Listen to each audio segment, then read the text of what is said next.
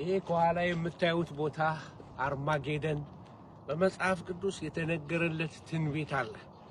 በተለይ መጽሐፍ ቅዱስ እንደዚህ ይላል፣ ስድስተኛው ጽዋን በታላቁ ወንዝ በኤፍራጥስ ላይ አፈሰሰ፣ ከፀሐይ መውጫ ለሚመጡ ነገስታት መንገድ እንዲያሰናዳላቸው ውሃው ደረቀ ይላል። ከፀሐይ መውጫ ማለት ከምስራቅ ማለት ነው። ከምስራቅ ከቻይና ከቪየትናም ከእንደዚህ ከሩቅ ምስራቅ አገሮች ለሚመጡት የኤፍራጥስ ወንዝ መድረቅ በር ይከፍትለታል።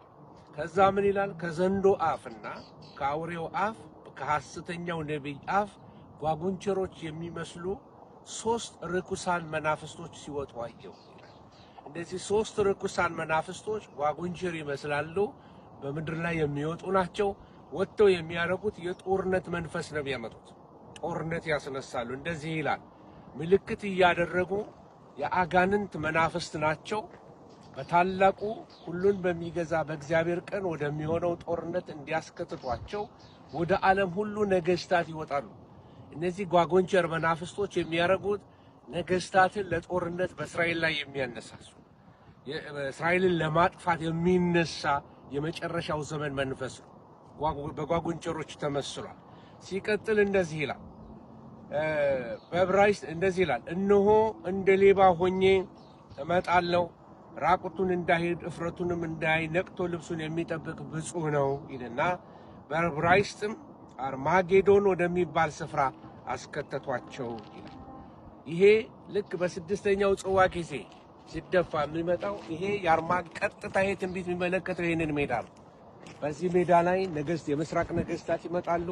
የምስራቅ ነገስታት በዚህ ቦታ ላይ ያላቸውን መሳሪያ፣ ታንኮቻቸውን፣ ሚሳኤሎቻቸውን፣ ሰራዊቶቻቸውን ያላቸውን የሰለጠነ የጦር ዕቃ በሙሉ በዚህ ቦታ ላይ ነው የሚያወጡት።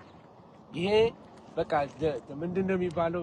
the mother of all wars የጦርነቶች ሁሉ እናት በተባለችው የመጨረሻው ጦርነት እዚህ ነው የሚደረገው።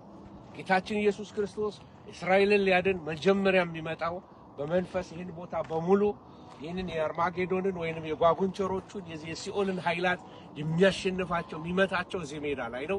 ከዛ በደብረ ዘይት ተራራ ግን በክብር ይገለጣል። ክብር ለእግዚአብሔር ይሁን። ወገኖች ሆይ ለኔና ለናንተ የተባረከ ተስፋችን ኪስ መሙላት አይደለም። የተባረከ ተስፋችን የትም ሀገር መኖራችን አይደለም። የትም አይነት ኑሮ መኖራችን አይደለም። ያ ሁሉ መልካም ቢሆንም ነገር ግን የኛ የተባረከ ተስፋ የጌታችን የኢየሱስ ክርስቶስ መምጣት ነው። እሱ ሲመጣ ኢየሩሳሌም ወይንም ደግሞ የሰላም ከተማ የምትባለው እስራኤል እውነተኛ ሰላም ትለማመዳለች። የእስራኤል ሰላም ኢየሱስ ነው። የሰላም ንጉስ፣ የጌቶች ጌታ he's the prince of peace የሰላም አለቃ ነው። እግዚአብሔር ይባርካችሁ። ባሩክ አባ በሸም አዶናይ ተብሎ ተጽፏልና ባረኳችሁ። ከዚህ ከአርማጌዶን ሻሎም ሻሎም።